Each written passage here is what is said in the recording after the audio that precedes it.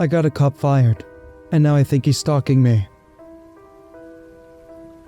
To give context, I used to be a 911 dispatcher for a small city. We dispatched all law, fire, EMS for the entire county.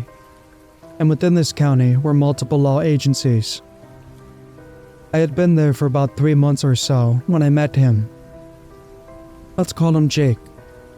Jake had recently transferred from a big department in California and landed himself randomly at our department. It didn't make much sense as to why he left California in the first place, but he always insisted it was just time for him to move to a smaller, less dangerous department. Him and I quickly became close, and would chat almost every day after I got off work. Within a few months, it became apparent that we liked each other, and our flirting progressed into something more serious. Fast forward a few months later, and it turns out he was doing some inappropriate things to photos and videos of me while he was actively on duty. This, and a few other things he had kept hidden on duty, led to him losing his license and then leaving. During the process of his termination, his sergeant had suggested I get a protective order against him, as he had made threatening statements previously towards me, such as, you better be telling the truth. I found out on Tuesday if you're lying to me." I had began to fill out the paperwork, and was told I had a temporary protective order on him in the meantime, but I don't think I ever did. About 2 weeks after his termination, he calls me to catch up. The entire call is like an old friend to an old friend. "What are you doing for work? Do you have a boyfriend now?" But then, it progressively turns more personal. "When does your shift end? What do you drive?" Now, being 18 and naive, I treated him like I always had, answering his questions. I had contacted his old department afterwards, as his sergeant had told me to let him know if I was ever contacted again. But they turned me away pretty quickly, and didn't want anything to do with it. But that being said, I then blocked Jake. Roughly a month later, I get a call from a new number, and it's Jake. Once again, he wants to meet up and catch up. But this time, he so casually goes on to tell me about this new house he's wanting to buy in my neighborhood, knowing that it's my neighborhood. I had never told him where I lived in town, let alone what specific neighborhood. During this call, he progressively got more aggressive as well, making statements such as, If I knew I was going to get canned, I should have just had my way with you." He half-heartedly joked about getting a hotel room just for me, and that was that. A few days later, he FaceTimed me, and once again, came off as simply wanting to catch up as he was sick. Midway through our seemingly normal conversation, he makes it apparent he's been doing things to himself this entire time. Keep in mind, nothing suggestive was mentioned, and our conversation at that point was about his new dog. He's blocked once again, but has tried to follow my social media, and now I've started to see him in my area. Last I knew, he lived nearly 30 to 45 minutes in the opposite direction from me. Now, am I reading too much into this? Or should I genuinely be concerned? Someone is watching me. I have had people stalk and follow me before, and because of that and my true crime addiction, I've become supremely paranoid and a solid curtain twitcher. I'm a 31-year-old female. I reside in an upstairs room. That was my first room to myself as a child.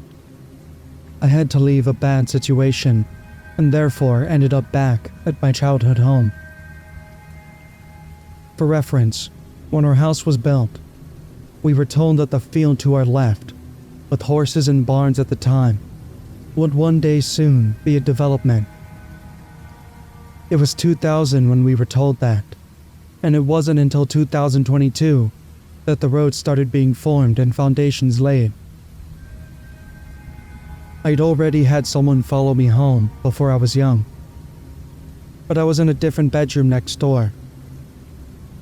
My parents put a free library that's right below my window, and there's also nighttime security lights that are very bright, and they turn on if you're 20 inches on the side of the house where my room is.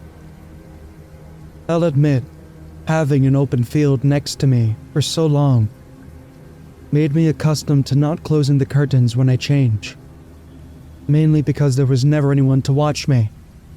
But now, there is.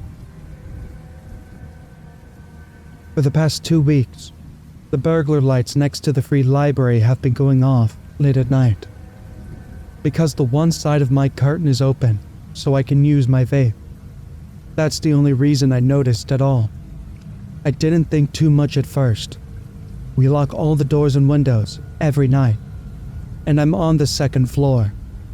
I always looked out to see if it was a car, someone walking their dog, or a deer, only to see nothing. To add to this, they put a bunch of street lights around this area, so the visibility is great, but it just kept happening. So last night, I did my usual, and I saw the lights come on out of my peripherals. I acted natural, giving full view out the window. I was going to bed. It was about 3 a.m., turning the TV off, closing the window and curtains, turning the light out. Then I ducked down, peering through the curtains to the sidewalk below. I honestly thought I was going to pass out when after a few minutes, maybe 5, someone, or something, comes out from the side of my house, all silhouette, dressed in black.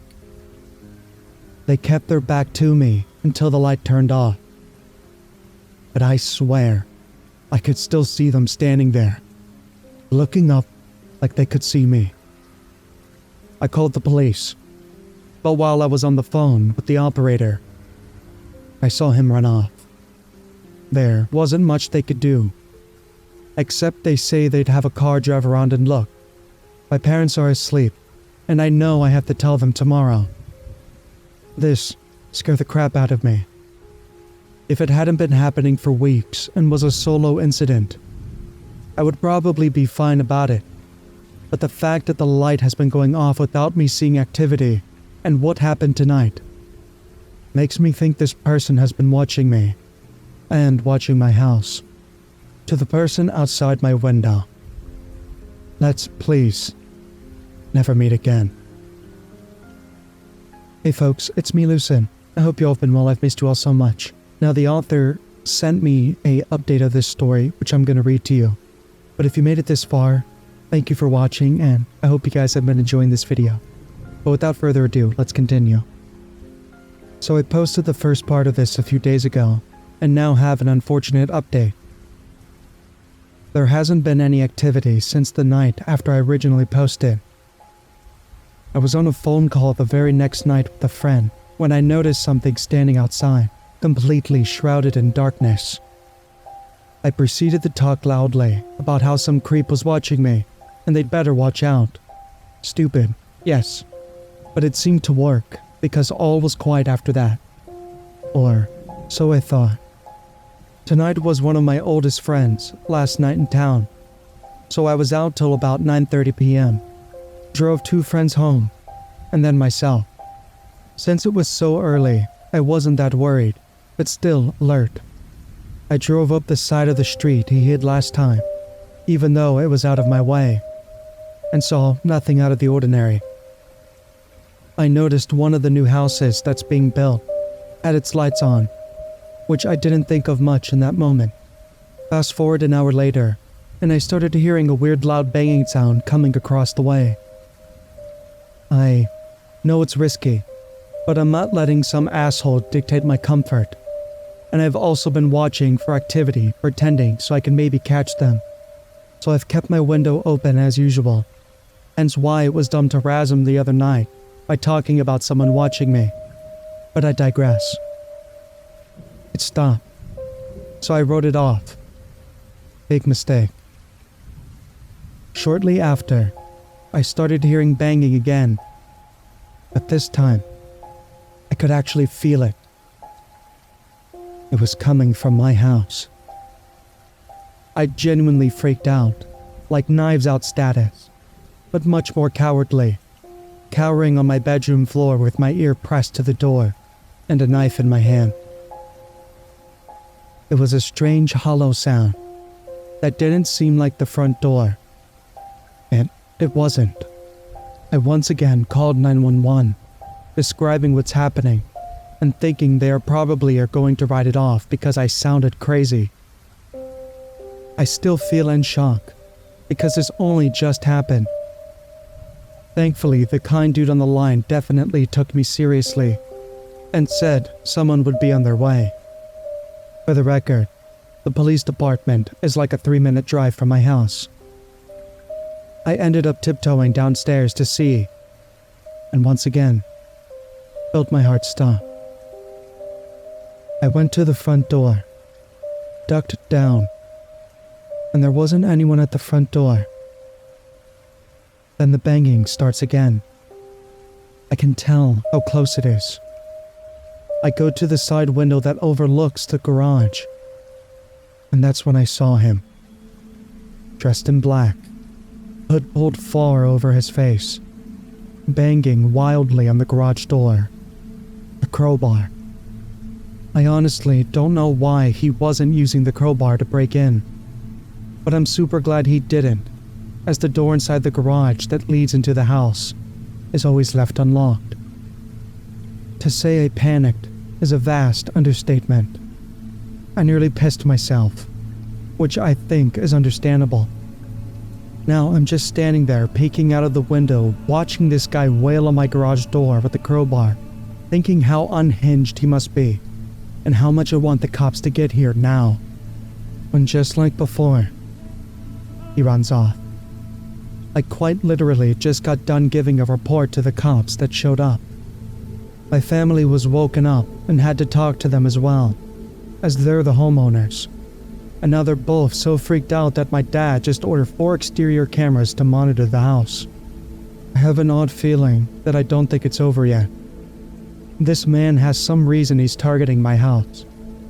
Possibly me, since he started out by watching me outside my window. Hey, it's me again, Lucid. I hope you guys enjoyed this video. I put a lot of work into this one, honestly. I revamped my audio and just to give a better, cleaner quality sound. I know my uploads have been inconsistent. I've been dealing with life. I'm not going to give a sob story, but I've just been dealing with life. Life's really good at the moment. I can't complain. But there will be 2 uploads per month. I can confidently say. I just don't know when in those months. But with that, the videos that will be coming out will be worth it. I am working on a documentary style video that I've been working on for literally the past month, and it's not even halfway done. It's a cold case on Mr. Cruel, and I can't wait guys to see it. A fellow YouTuber, As There Even Dreams, made the thumbnail, and it is on my Twitter if you guys would like to see it. It is beautiful. And with that being said, I would also like to thank the 2 authors that wrote these stories. They're true crime stories, and their info will be in the description below, as well as the artists who composed these music pieces you hear throughout the video. So with that being said, thank you for watching, and I'll see you guys in the next video. And as always, the dark is simply the answer.